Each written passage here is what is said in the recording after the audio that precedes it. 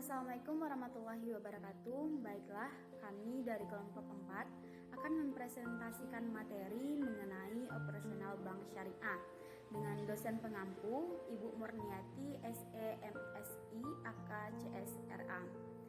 Jadi sebelum kami mempresentasikan materi, izinkan terlebih dahulu kami dari kelompok 4 untuk memperkenalkan diri. Perkenalkan, nama saya Nada Berliana, nomor BP 2011007, akan menyampaikan tentang sistem operasional bank syariah. Perkenalkan, nama saya Indah dengan nomor BP 2011020. Di sini saya akan menjelaskan tentang definisi, azas, tujuan dan fungsi bank syariah. Saya Siva Livia Sufitri, BP 2011015. Perkenalkan, nama saya Rini Ernawati dengan nomor BP 2011023. Baiklah, saya akan menjelaskan materi mengenai prinsip-prinsip dalam pelaksanaan fungsi jasa keuangan. Pengertian bank syariah adalah bank yang menjalankan kegiatan usahanya berdasarkan prinsip syariah yang terdiri atas Bank Umum Syariah atau BUS dan Bank Pembiayaan Rakyat Syariah atau BPRS. Prinsip syariah adalah prinsip hukum Islam dalam kegiatan perbankan berdasarkan fatwa yang dikeluarkan oleh lembaga yang memiliki kewenangan dalam menetapkan fatwa di bidang syariah. BUS adalah bank syariah yang kegiatannya memberikan jasa dalam lalu lintas pembayaran. Sedangkan BPRS adalah bank syariah yang dalam melaksanakan kegiatan usahanya tidak memberikan jasa dalam lalu lintas pembayaran.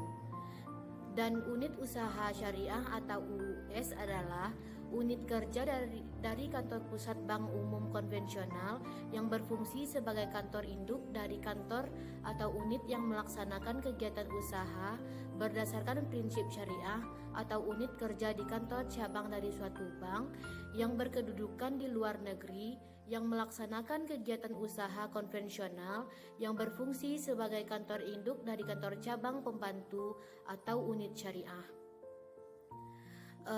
Azas operasional bank syariah berdasarkan pasal Undang-Undang Nomor 21 Tahun 2008 menyatakan bahwa perbankan syariah dalam melakukan kegiatan usahanya berdasarkan prinsip syariah, demokrasi ekonomi, dan prinsip kehati-hatian.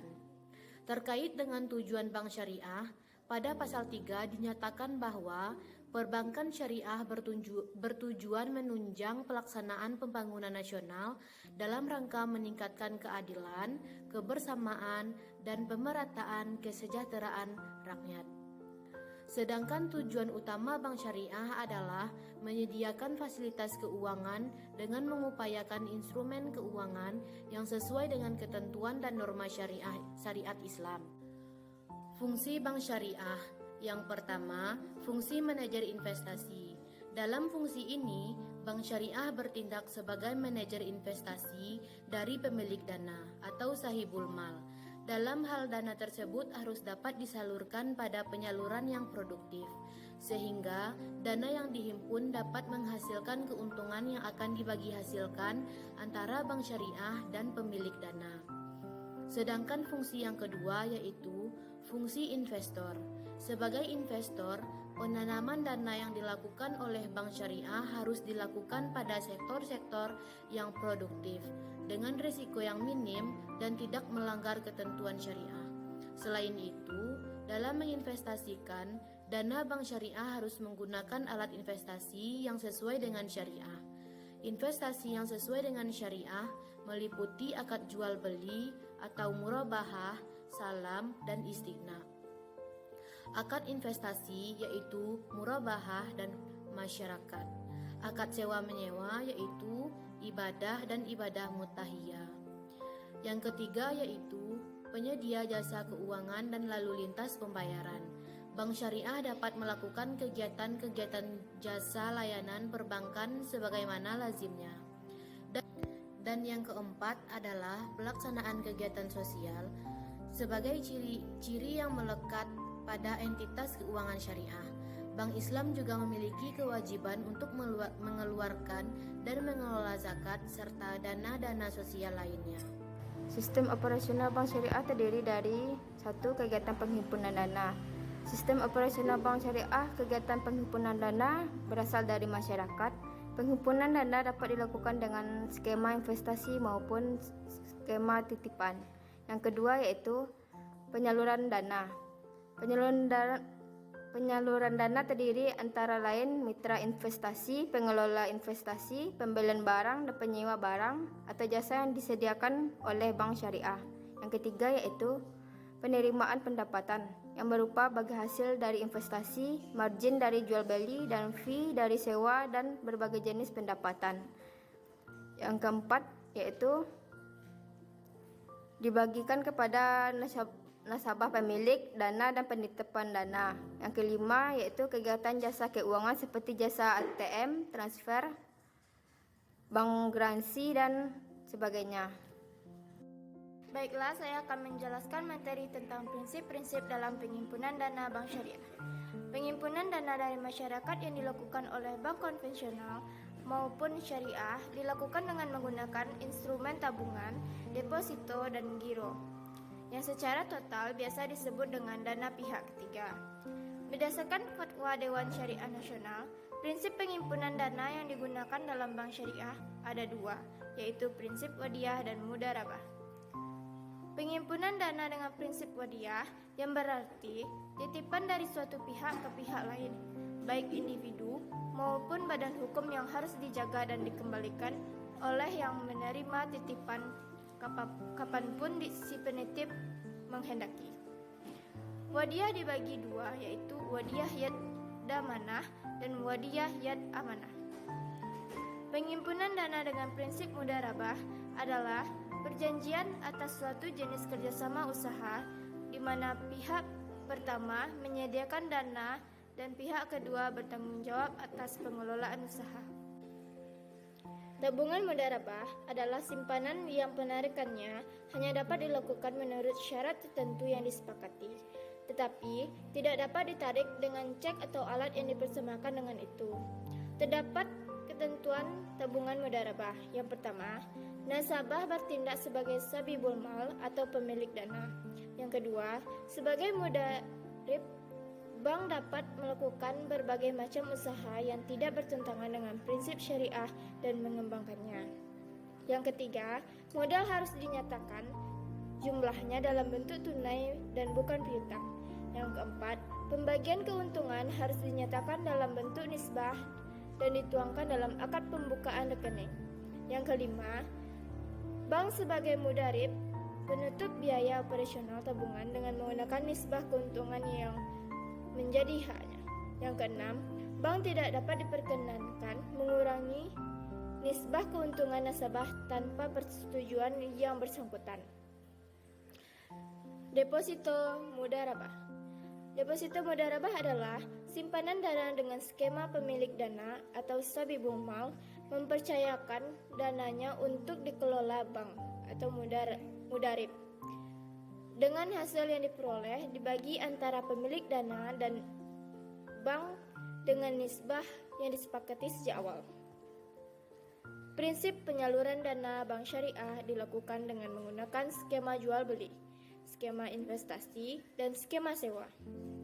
Prinsip jual beli terdiri atas tiga, yaitu yang pertama, jual beli dengan skema mudharabah adalah jual beli dengan menyatakan harga perolehan dan keuntungan yang disepakati oleh penjual dan pembeli. Yang kedua, jual beli dengan skema salam adalah jual beli yang pelunasannya dilakukan terlebih dahulu oleh pembeli barang pesanan diterima. Yang ketiga, jual beli dengan skema istisna adalah jual beli yang didasarkan atas penugasan oleh pembeli kepada penjual yang juga produsen untuk menyediakan barang atau suatu sesuai dengan spesifikasi yang disyaratkan pembeli dan menjualnya dengan harga yang disepakati. Prinsip investasi terdiri dari investasi dengan skema mudharabah, Pada dasarnya, penyaluran dana skema mudharabah sama dengan pengimpunan dana. Skema mudharabah terdiri atas dua jenis, yaitu mudharabah mutlakah dan mudharabah muqayyadah. Investasi dengan skema musyarakah adalah kerjasama investasi para pemilik modal yang mencampurkan modal mereka pada suatu usaha tertentu dengan pembagian keuntungan berdasarkan nisbah yang telah disepakati sebelumnya. Prinsip sewa. Sewa dengan skema ijarah adalah transaksi sewa-menyewa antara pemilik objek sewa dan penyewa untuk mendapatkan imbalan atas objek sewa yang disewakan. Sewa dengan skema ijarah mutahiyah bitamlik, transaksi sewa-menyewa antara pemilik objek sewa dan penyewa untuk mendapatkan imbalan atas objek sewa yang disediakannya dengan opsi perpindahan hak milik pada saat tertentu sesuai dengan akad sewa. Prinsip dalam pelaksanaan fungsi jasa keuangan. Yang pertama yaitu prinsip wakalah, di mana wakalah adalah penyerahan, pendelegasian, atau pemberian mandat. Dan menurut Antonio pada tahun 2001, wakalah adalah pelimpahan kekuasaan oleh seseorang yang mewakili kepada orang lain, yaitu wakil, dalam hal-hal yang diwakili. Dan berdasarkan fatwa DSN nomor tahun 2000, seorang mewakil haruslah pemilik yang sah dan dapat bertindak terhadap sesuatu yang diwakilkan kepadanya. Lalu hal-hal yang diwakilkan haruslah yang pertama diketahui dengan jelas orang yang mewakili. Yang kedua, tidak bertentangan dengan syariat Islam. Yang ketiga, dapat diwakilkan menurut syariat Islam berdasarkan fatwa DSN dan bersifat mengikat dan tidak dapat dibatalkan secara sepihak. Lalu, prinsip wakalah dapat digunakan untuk transaksi. Yang pertama ada letter of credit, lalu ada setoran clearing, ada setoran antar kota, ada RTGS, ada inkaso, transfer, lalu ada transfer valuta asing, dan pajak online serta pajak impor. Prinsip kafalah. Jadi prinsip kafalah merupakan jaminan yang diberikan oleh penanggung kepada pihak ketiga untuk memenuhi kewajiban kedua atau yang ditanggung menurut Antonia tahun 2001. Dan dalam fatwa DSN nomor 11 tahun 2000, kafalah merupakan jaminan yang diberikan oleh penanggung kepada pihak ketiga untuk memenuhi kewajiban pihak kedua atau yang ditanggung. Lalu DSN mensyaratkan bahwa yang pertama, pihak penjamin yaitu bank syariah berhak penuh untuk melakukan tindakan hukum. Yang kedua, pihak yang berutang sanggup untuk menyerahkan tanggungan kepada penjamin. Yang ketiga, pihak yang berpiutang dapat hadir pada waktu akad. Dalam praktik perbankan, prinsip kafalah digunakan dalam transaksi bank garansi. Dan bila pihak yang dijamin gagal memenuhi kewajiban pembayaran, maka pemegang bank garansi dapat melakukan klaim kepada bank tersebut. Lalu, bank garansi ini dapat digunakan untuk yang pertama, tender yang diberikan bank kepada kontraktor atau pemasok. Yang kedua, perdagangan yang diberikan oleh bank kepada produsen atau pemasok. Yang ketiga, uang muka kerja yang diberikan oleh bank kepada pelaksana proyek untuk uang muka.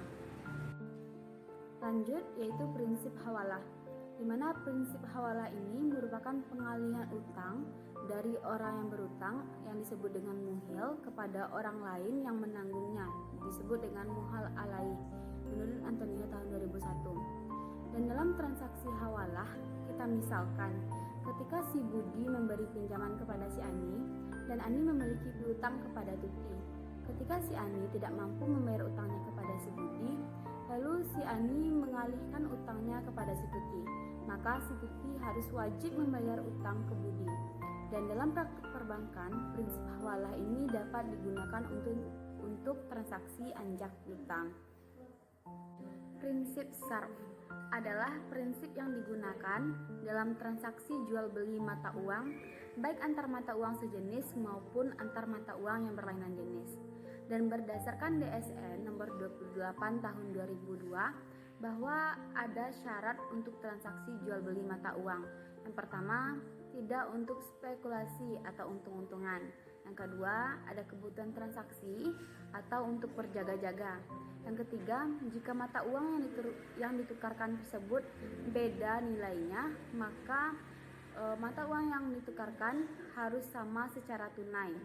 Yang keempat, jika mata uang berbeda, maka dilakukan dengan nilai tukar kurs yang berlaku saat transaksi dilakukan. Lanjut, prinsip ijarah. Prinsip ijarah merupakan prinsip yang sangat banyak digunakan dalam pelaksanaan fungsi jasa keuangan bank syariah. Berdasarkan DSN nomor 9 tahun 2000, disebutkan bahwa objek ijarah adalah manfaat dari penggunaan barang atau jasa. Menurut Karim, bahwa ijarah diterapkan untuk mendapatkan manfaat, barang sewa menyewa, dan upah mengupah.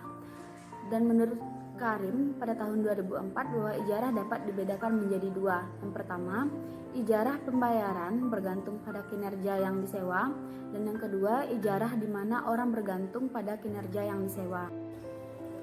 Baiklah, sekian hasil presentasi dari kelompok 4. Semoga apa yang kami sampaikan bisa menjadi bermanfaat. Kami sudahi dengan Assalamualaikum warahmatullahi wabarakatuh.